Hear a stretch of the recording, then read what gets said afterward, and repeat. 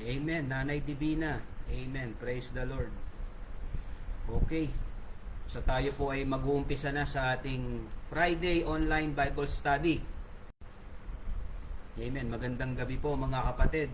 Welcome po sa ating every Friday na pag-aaral ng salita ng Panginoon.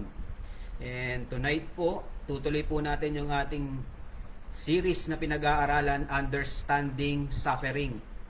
Understanding Suffering. Kasi alam naman po natin, gaya nung nabanggit natin sa ating mga previous studies, na ang sufferings, mga kapatid, present sa ating mga buhay. Hindi ko alam kung anong sufferings ang kinakaharap nyo ngayong araw na ito. Maaring financial issues, health issues, relationship issues, emotional issues, kahit anong issue yan, sufferings. So, dapat maunawaan natin ano yung suffering talaga sa buhay ng isang Kristiyano. Amen? So, last Friday, mga kapatid, ang ating lesson number 2, the purpose of suffering. Nalaman natin last Friday, the purpose of suffering, isa dito yung to search us that we may be tested. To search us that we may be tested. Yung search diyan, mga kapatid, yung intimate na pagtetest sa ating puso. Kung ano ba talaga yung laman. Amen? I hope and I pray naaalala niyo po yung ating pag-aaral, At under this, to search us that we may be tested, ang subpoint po natin is the means of testing. Merong paraan ng Diyos para tayo ay i-test. Yung testing dito itself means to prove. To prove, di ba? Ang means of testing na ginagamit ng Panginoon, una, God uses trials to test us. Naalala niyo na po? God uses trials to test us. Trials, mga kapatid. At yung pangalawa, God uses trouble to test us. Trouble to test us. And lastly, last Friday, God uses tribulation to test us. And I hope and I pray, naaalala nyo po yan, Kasi importanteng mapag-aralan natin to bilang mga mananampalataya. Especially doon sa mga bagong mananampalataya, mga kapatid.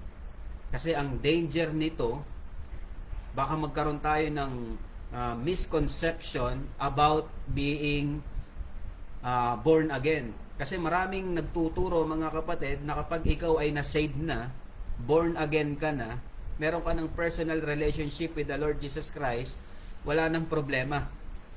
Lahat maayos na. Ayan ang tinuturo ng mga prosperity preachers, prosperity gospel, mga kapatid, which is definitely not true. Hindi po totoo yun. Kasi mismo ang Panginoong Jesucristo ang nagsabi sa John 16 verse 33 that ye shall have tribulation, but be of good cheer, I have overcome the world. Diba? Naalala nyo yun? In me, ye shall have peace, sabi ng Panginoong Jesucristo. Kaya naman bilang mga mananampalataya, dapat maunawaan natin ang sufferings, trials, testing, and tribulation ay common. Common po. Kaya kung ikaw ay may kinakaharap ngayon na testing, trials, or trouble sa buhay mo, normal po yan. Ang kagandahan lang, dahil tayo ay mga mananampalataya na, tayo ay meron ng personal na relasyon sa Panginoong Jesucristo, hindi na tayo nag-iisa. Kasama na natin ang Panginoong Jesus, ang Holy Spirit, at ang God the Father. Nakatuwang natin sa pagharap sa mga bagay na to. Amen? So, merong purpose ang sufferings. Yun yung napag-aralan natin last Friday.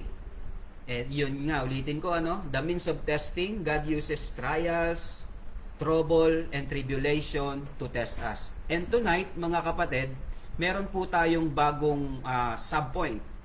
Ang subpoint po natin ngayon, number 2, ito po, for our lesson tonight, the manifestation in testing.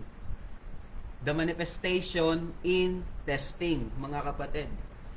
Meron ba kayong na-experience na may mga tao na magandang makisama sa inyo?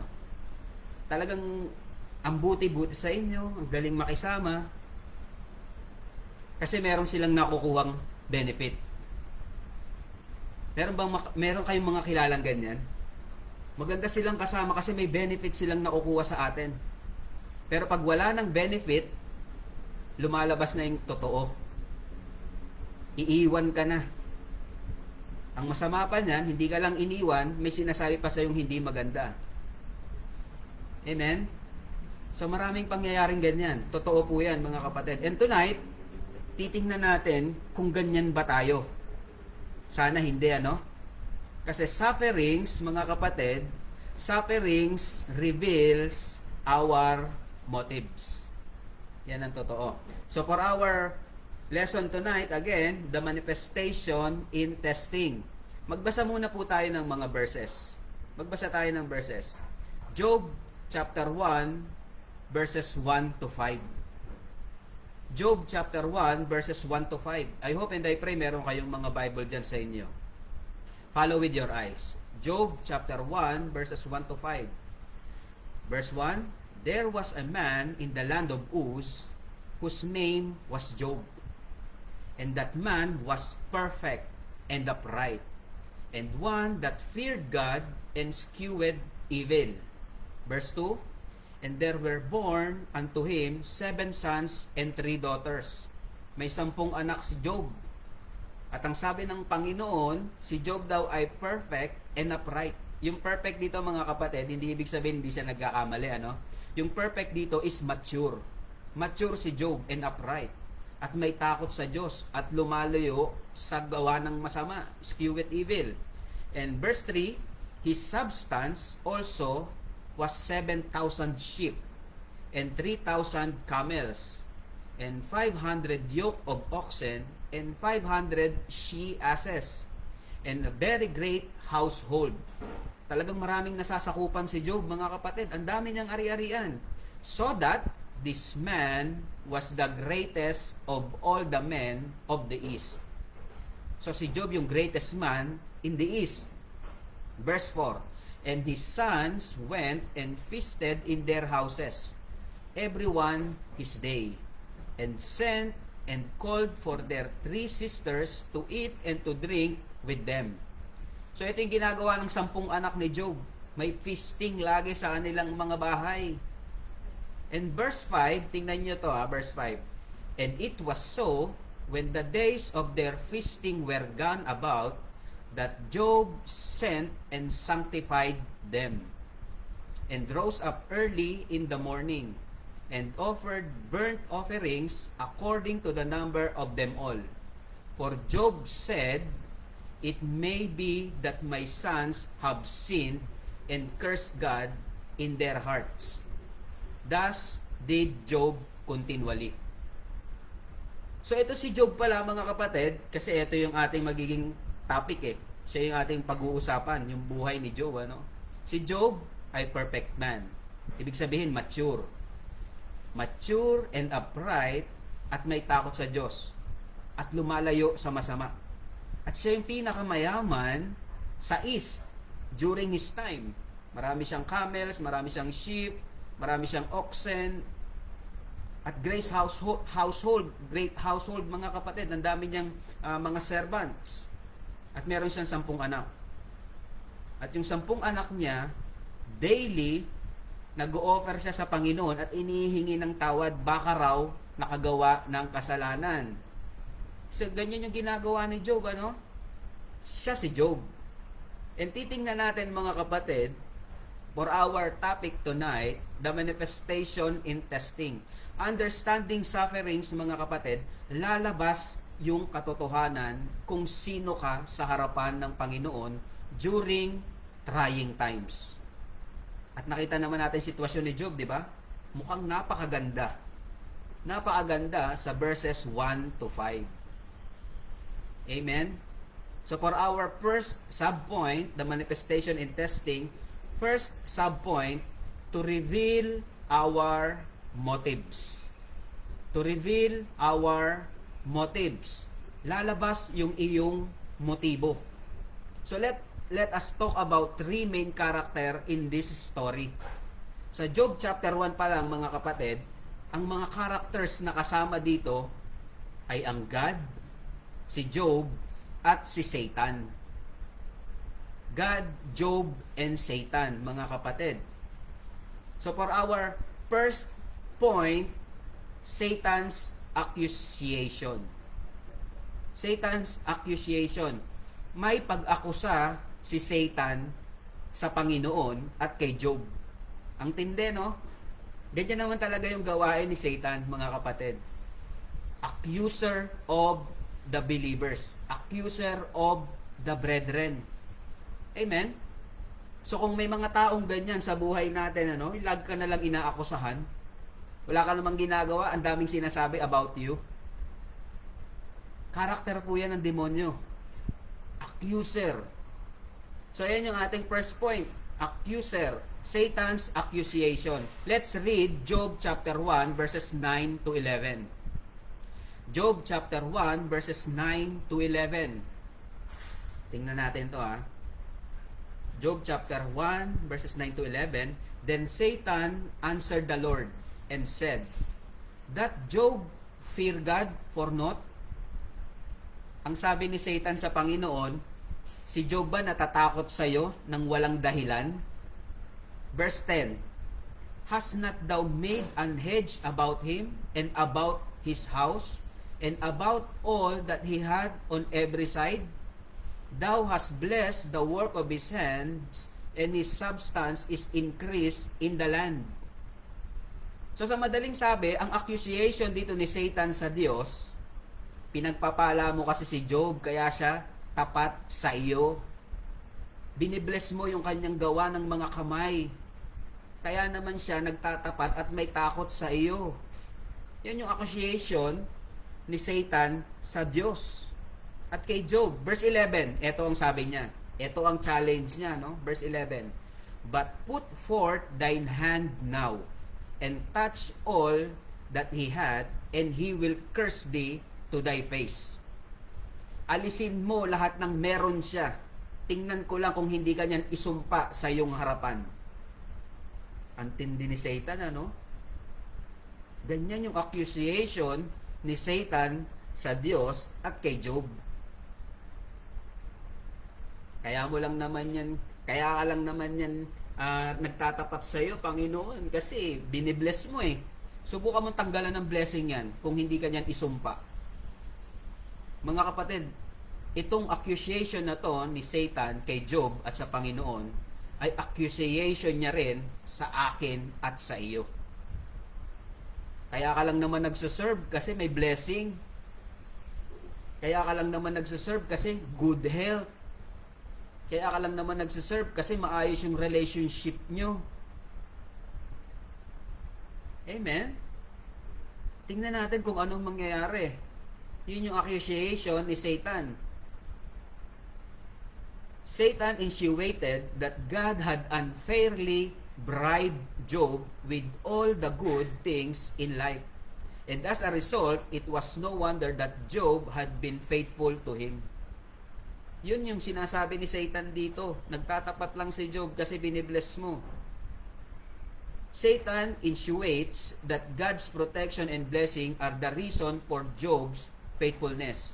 And this accusation rises up questions about the nature of faith and motivation. So ito rin yung sinasabi sa atin ng Satan, mga kapatid. Nagtatapat ka lang kasi may biyaya. Pero tingnan natin kung wala ka ng biyaya. Makikita natin dito yung nature of true faith. Nature of true faith. True faith is not solely motivated by external blessings or reward.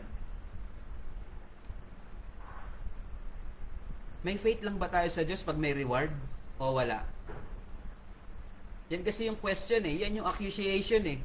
Nagtatapat lang ba tayo? May faith lang ba tayo? O yung faith ba natin motivated lang ng blessings o reward? Na kapag wala ng blessing at wala ng ring rewards, wala na ring faith? Sana po hindi, ano? Huwag nating hayaan na yung akusasyon ni Satan ay maging totoo sa akin at sa iyo. Huwag po. Tingnan natin, Matthew chapter 5, 46 to 47.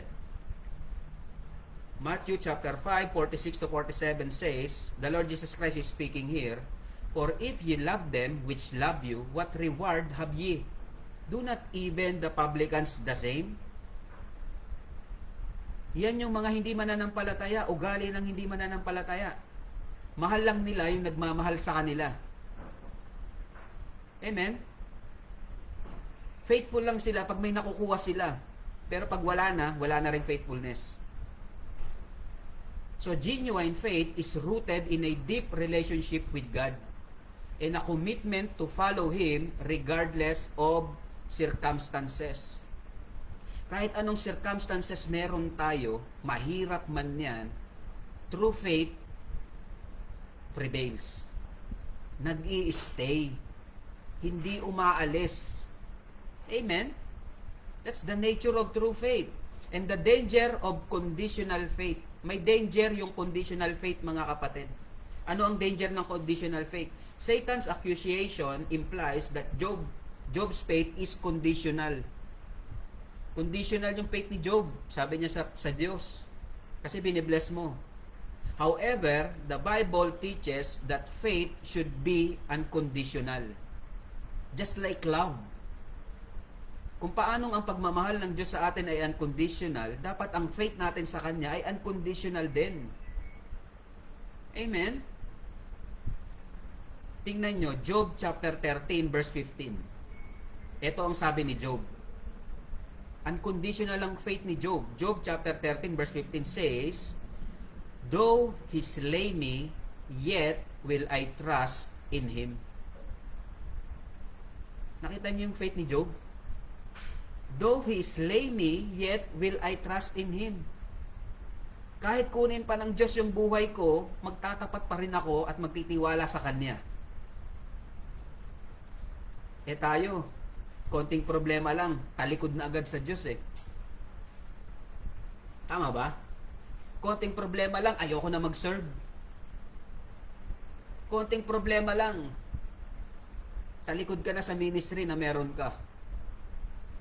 At yung problema na yon, alam mo kung saan pagaling? Sa mga mahal mo sa buhay.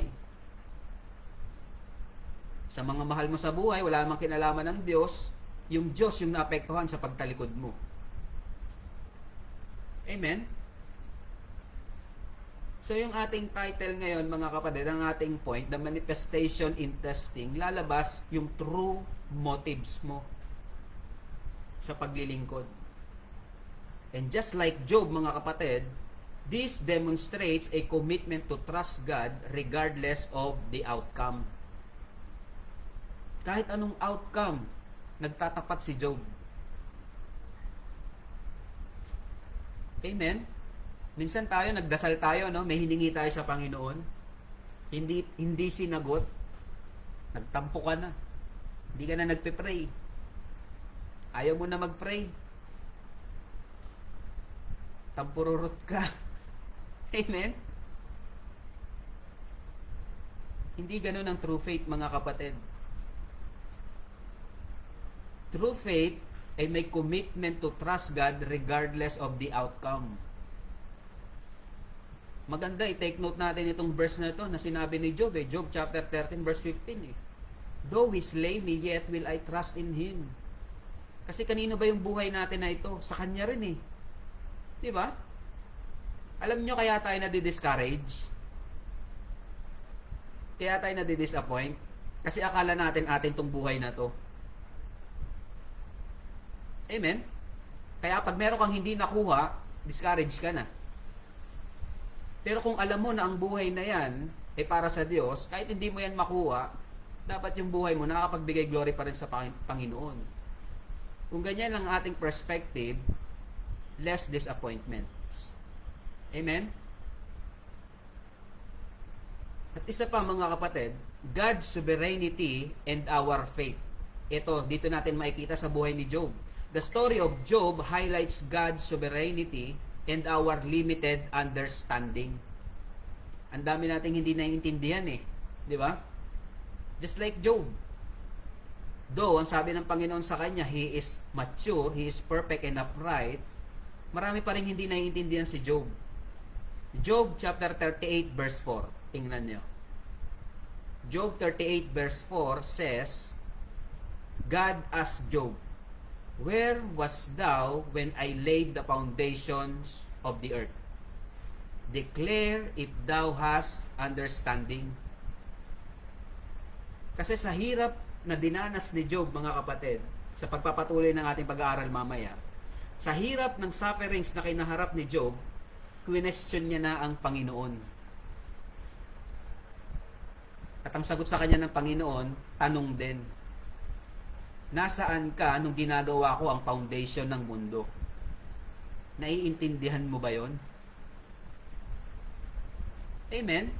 Kaya sa ating previous studies, mga kapatid, sufferings may be painful or hurtful, pero ang Panginoon, dinesign na yan for our own good and growth. Amen? So, what we need to do is to trust, not to understand actually. Kasi lahat gusto natin maunawaan eh. That's not how faith works. Parang sa mga anak natin, meron silang hinihingi, hindi natin binigay. Gusto nila, explain mo pa maigi. Hindi ganon.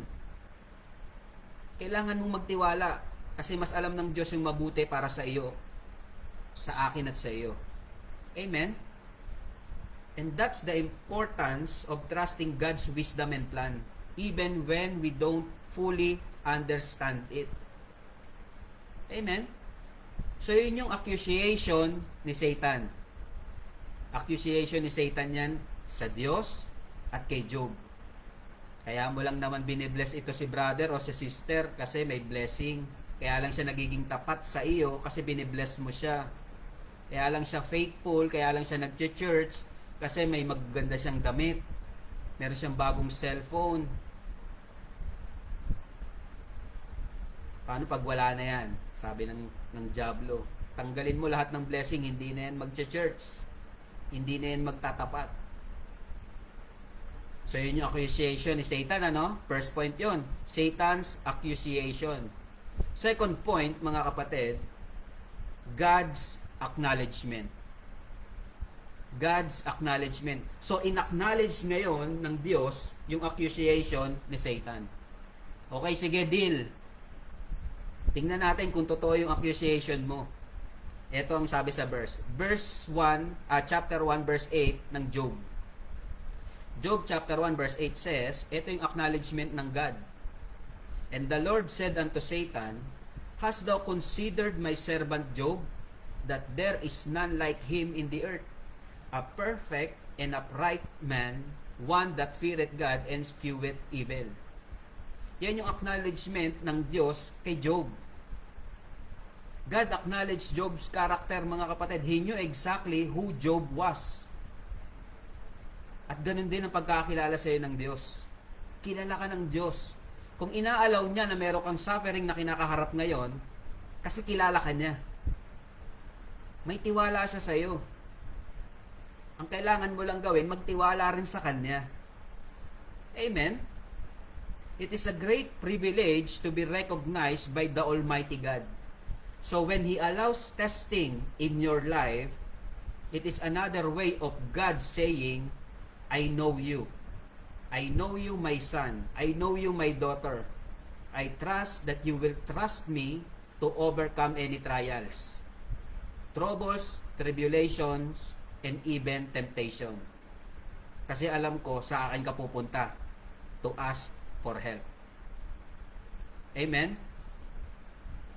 So yan yung acknowledgement ng Panginoon kay Job. At ganyan din yung acknowledgement niya sa akin at sa iyo. Tingnan natin, Job chapter 1 verses 12 to 19. Job chapter 1 verses 12 to 19. And the Lord said unto Satan, behold, all that he had is in thy power. Kasi nasabi ni Satan kanina, di ba? Tanggalan mo lahat yan ng blessing. Tingnan ko kung hindi ka niyan isumpa. So ito ang sabi ng Diyos kay Satan. And the Lord said unto Satan, verse 12, Job chapter 1, behold, all that he had is in thy power. Only upon himself put not forth thine hand. Huwag mo lang sasaktan si Job. Lahat ng substance niya nasa iyo ng kapangyarihan. Basta wag mo lang siyang sasaktan. So Satan went forth from the presence of the Lord. So sabi ng Panginoon, sige, gawin mo lahat kay Job, pero wag mo siyang sasaktan. So, lakad si devil, lakad si Satan. Verse 13. Tingnan niyo sa verse 13. And there was a day when his sons and his daughters were eating and drinking wine in their eldest brother's house, and there came a messenger unto Job. May nagpuntang messenger kay Job and said, the oxen were plowing and the asses feeding beside them. And the Sabaeans fell upon them and took them away. Yea, they have slain the servants with the edge of the sword, and I only am escaped alone to tell thee. So habang nagkakasiyahan itong mga anak ni Job, may dumating daw na Sabaeans at pinagpapatay yung kanilang mga servants. Yun yung report ng isang servant na natira kay Job. Verse 16, while he was yet speaking, hindi pa natatapos yung servant na to sa report na masama, sa bad news, meron na naman kasunod. Verse 16, Job chapter 1 verse 16. While he was yet speaking, there came also another and said, the fire of God is fallen from heaven, and hath burned up the sheep and the servants, and consumed them, and I only am escaped alone to tell thee. So, hindi pa natatapos yung isang problema, may dumadating na naman na problema. At yung servant lang ni Job ang natira. Nasunog lahat ng kanyang sheep at lahat ng kanyang mga tagapangalaga. Verse 17, hindi pa rin tapos yung problema ni Job. While he was yet speaking, the second servant, there came also another and said, the Chaldeans made out 3 bands, and fell upon the camels, and have carried them away, yea, and slain the servants with the edge of the sword, and I only am escaped alone to tell thee. So sa madaling sabi mga kapatid, ubos ang ari-arian ni Job. Ubos ang ari-arian ni Job. At hindi pa doon natapos. Kasi sabi ng Panginoon kay Satan, sige, gawin mo lahat, basta wag mo lang sasaktan si Job. Natatandaan nyo? Verse 18, while he was yet speaking, the third servant, there came also another. Meron pang isang balita na naman. And said, thy sons and thy daughters were eating and drinking wine in their eldest brother's house. 19, and behold, there came a great wind from the wilderness, and smote the 4 corners of the house, and it fell upon the young men, and they are dead. And I only am escaped alone to tell thee. Nawala ng ari-arian, namatay yung 10 anak. Ang tindi, ano? Dahil in-acknowledge ng Panginoon yung deal ni Satan sa kanya, ito yung hinarap ni Job. Ang bigat pala, no? Lundag tayo. Job chapter 2 verse 7. Job chapter 2 verse 7. So went Satan forth from the presence of the Lord, and smote Job with sore boils from the sole of his foot unto his crown. Hindi siya papatayin, pero meron siyang bukol, pigsa, mula ulo hanggang talampakan. So isipin mo na lang yung sufferings na kinakaharap ni Job. Gaano katindi yan? Amen? At totoong kwento po yan, mga kapatid. Totoong nangyari. Ngayon, balik tayo sa atin. Anong problema ang kinakaharap mo ngayon? Compare to Job na dinanas niya. Nasa kalingkingan ba? Parang wala naman, ano? Amen? Pero makikita natin dito yung sovereignty ng Diyos. To prove Job's motive, the Lord allowed Satan to have a free hand in inflicting him with one of the most cruel trials a man can ever be subjected to. Yung pinakamatinding problema na pwedeng maharap ng isang tao, ibinigay ni Satan kay Job. At inalaw ng Panginoon to prove Job's motive. Kung totoo nga ba yung sinasabi ni Satan na kaya lang naman faithful si Job sa'yo kasi binibless mo. Ngayon, nandito na si Job sa circumstances na ito. Lalabas yung motibo ni Job. Anong nangyari sa kanya? He lost all his wealth, his children, and his health in quick succession. Pati yung health niya, nadamay na. Amen? So, mga kapatid, God allows Satan to test Job's faith, permitting him to lose his wealth, children, and health. This trial serves as a backdrop for exploring the nature of faith, suffering, and God's sovereignty. And the purpose of trials, mga kapatid, trials can be severe to refine our faith and reveal our true character. Gaya ng pag-aaral natin previously, do not waste the trials that you are facing. Dapat na-build yung ating character. Just like the oak tree. Natatandaan niyo yung oak tree na example natin last Friday? The oak tree was not just tested by the storm. The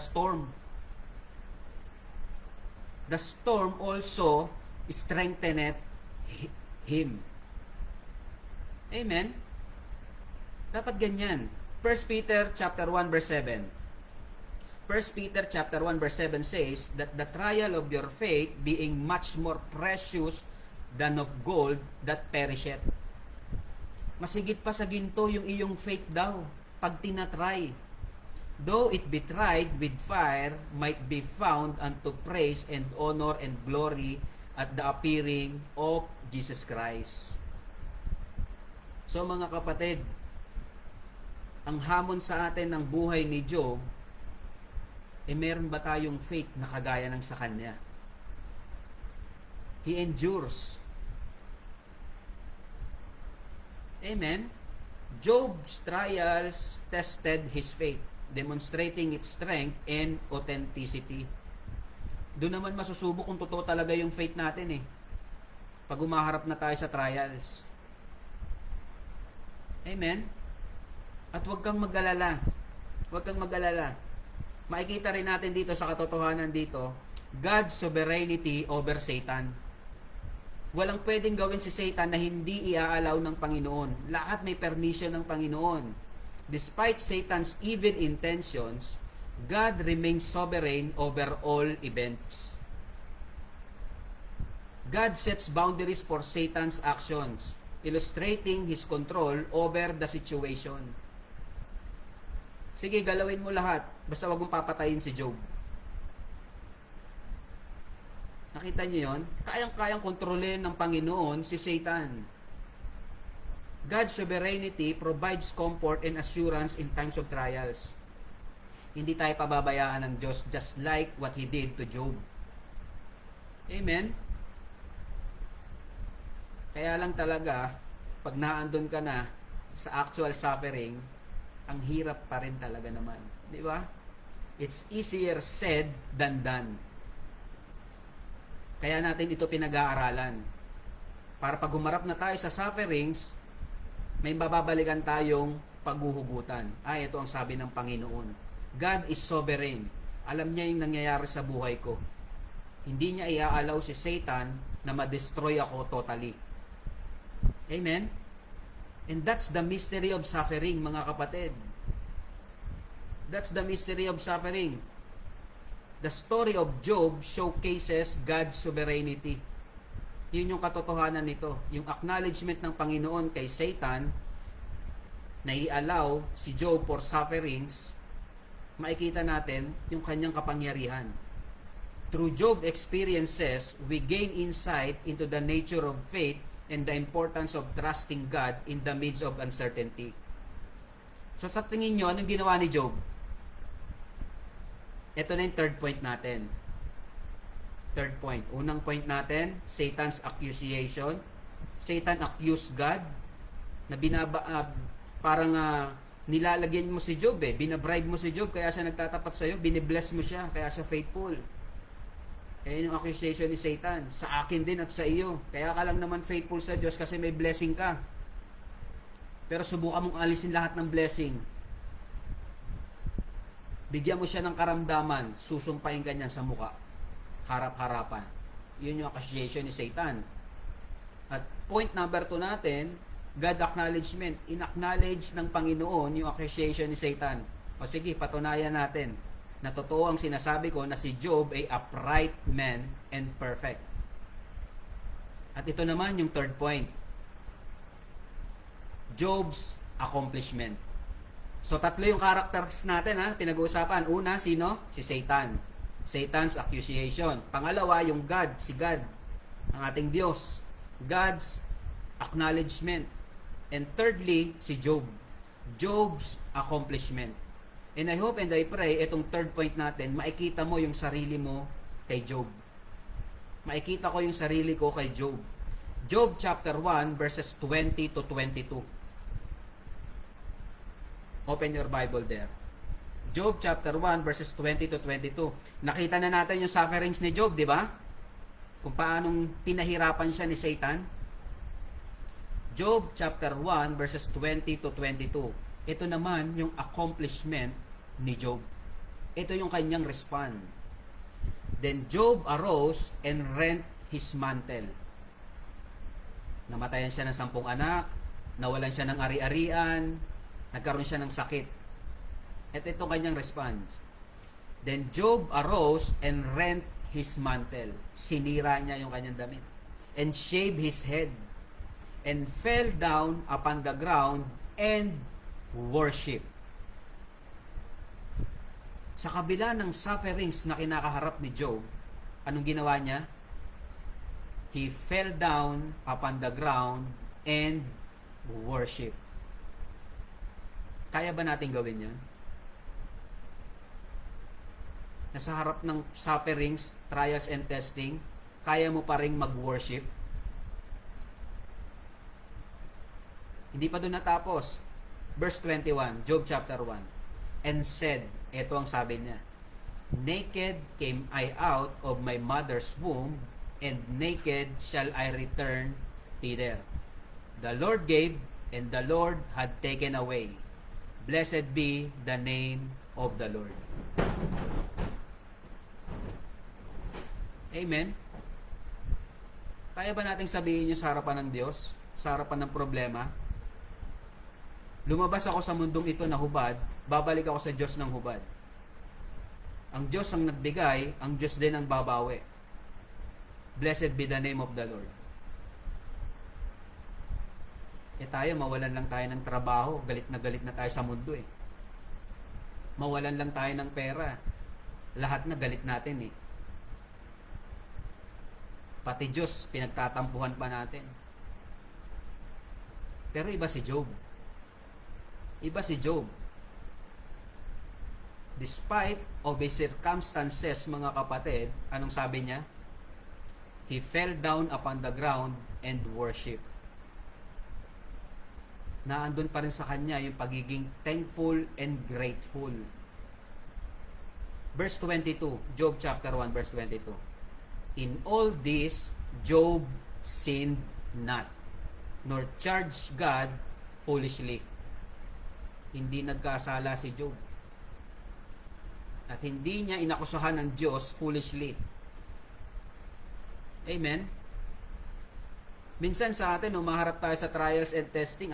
Actually, hindi nga trials and testing, consequence lang ng mga pagkakamali natin Gumawa tayo ng kasalanan, inaanin natin yung bunga, ang nangyayari, sinisisi pa natin ng Diyos. Amen? Totoo ba? Job, in spite of the pain, anguish, and grief he experienced, Job still thanked and praised God. He loved God for who He is and is not for what He can give.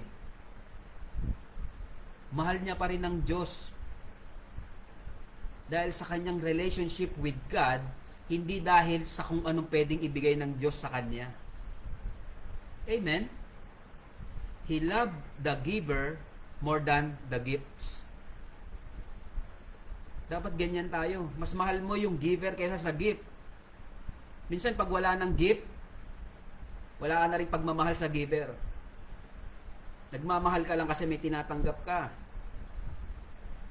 It is only under intense sufferings that our true motives for seeking God will show. Kaya ka lang naman nagba-Bible study kasi walang problema eh. Kaya ka lang naman faithful sa pag-attend ng church kasi everything is okay. Amen? Sana sa kabila ng lahat, mga kapatid, ang lalabas as a manifestation in testing yung ating motives ay true. True faith sa Panginoon. Amen? Job responds to his suffering with remarkable faith, thanking and praising God despite his pain and loss. Ang hirap nun. Naalala niyo yung napanood ko sa Facebook. Papunta sa abroad yung tatay. Nasagasaan yung kanyang pamilya, yung kanyang asawa at anak na matay.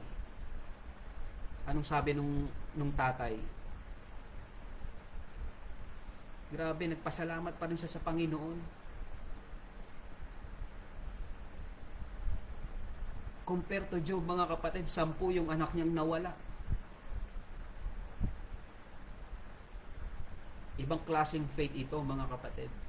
Prioritizing the giver over the gifts.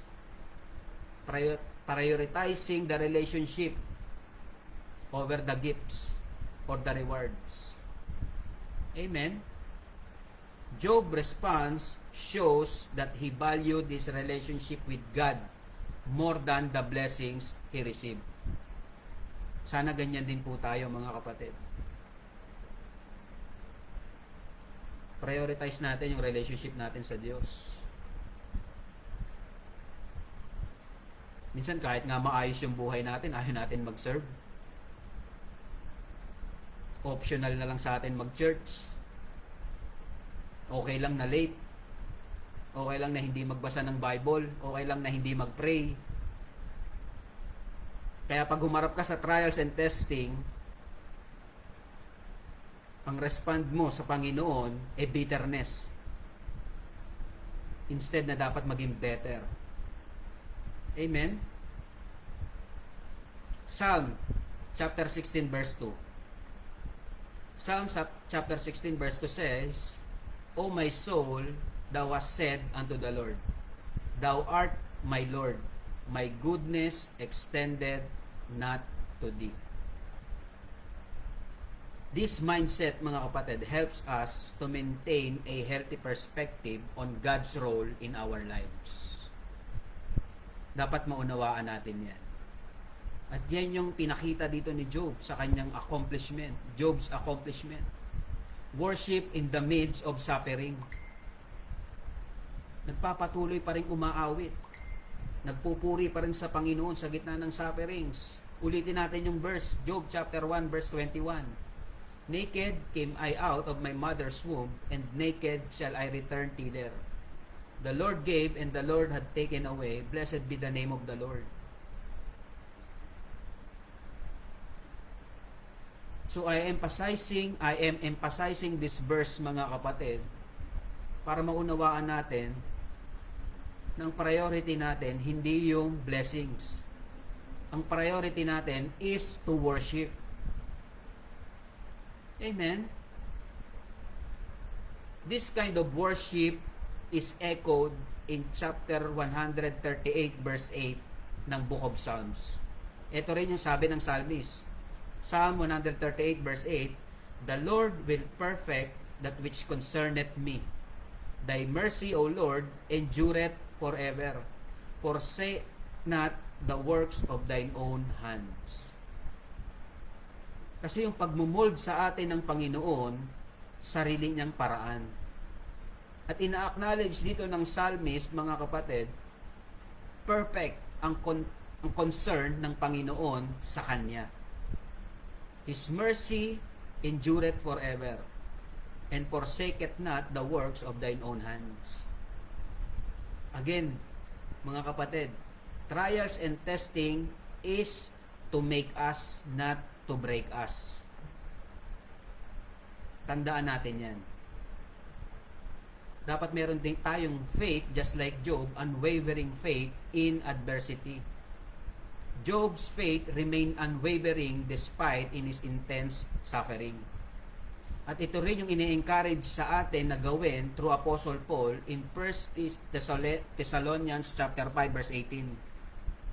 1 Thessalonians 5:18 says, "In everything give thanks, for this is the will of God in Christ Jesus concerning you." Yan yung will ng Panginoon sa atin. Amen? And Job's response exemplifies that verse actually.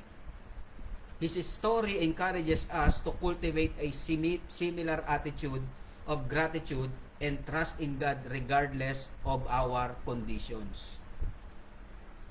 Job's accomplishment lies in his unwavering commitment to worship and to trust God, even in the face of unimaginable sufferings. So mga kapatid, paalaala, baka humaharap ka ngayon sa sufferings. Tandaan mo, yung sufferings na yan, ang may gawa niyan, hindi ang Diyos. Si Satan. Permitted by God with all His control. Yung nangyayari sa buhay mo at sa buhay ko, if we are doing the will of God in our lives, kontrolado ng Panginoon yan. Just like the life of Job. Satan accused us of being faithful just because we have blessings. Patunayan natin sa dyablo na hindi totoo yun. Amen? Magtatapat tayo kahit sa anong klaseng kondisyon tayo. Amen? With or without blessing, dapat matagpuan tayo ng Diyos na nag-worship sa Kanya. Kasi yun yung acknowledgement ng Panginoon kay Job. At acknowledgement din niya yan sa akin at sa iyo. Amen? And lastly, yung point number 3 natin, dapat makita rin natin yung ating sarili na may accomplishment just like Job.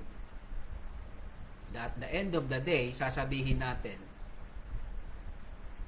naked came I out of my mother's womb, naked, nababalik din ako sa Kanya. The Lord gave, the Lord take it away. Blessed be the name of the Lord. Amen? So sana, sa gitna ng trials and testings, tribulations, or sufferings, lalabas na ang ating motivation ay true faith sa Panginoon. Amen? So I hope and I pray meron tayong nakuwang katotohanan from the words of God. Principles from the Bible how to face sufferings in life through the life of Job. Amen? So ulitin natin yung ating points, mga kapatid. Understanding suffering, the purpose of suffering is to search us that we may be tested. Yan yung purpose ng suffering, to search us that we may be tested. And the manifestation in testing, lalabas yung ating real motives. Para lalabas yung ating real motives. At gagamitin dyan itong dyablo. Sabi nga natin last Friday, di ba? This imperfect world is the perfect place for us to be tested. Amen? So I hope and I pray when we face trials and testing in life, matagpuan natin na ang ating motibo ng paglilingkod ay tapat at totoo. Dahil ang ating paglilingkod ay nakabase sa ating relasyon sa Diyos. Hindi sa Kanyang maibibigay, kung hindi sa ating pagmamahal sa Kanya. Amen? So God bless mga kapatid, and to God be the glory. I hope and I pray naging pagpapala yung ating pag-aaral tonight, the manifestation in testing to reveal our motives. God bless, and to God be the glory. So dadako po tayo sa ating Thanksgiving and prayer request sa ating Google Meet. But before that, tingnan natin, acknowledge naman natin kung sino yung mga nakasama natin dito sa Facebook online. Tingnan natin. Amen. Amen. Amen. Naandito si Ate Eden. Ate Eden, magandang gabi rin. Magandang gabi. Sister Marife. Amen. Praise God. Salamat at nakasama ka po. Hope to see you in church this Sunday. Si Sister Janet Amolar. Amen. Praise God. Praise God. Si Brother Raymond Yalong. Amen. Amen. Brother Raymond. Si Nanay Fe Olasco. Amen. Salamat po sa pagsama sa amin ngayong gabi, ano?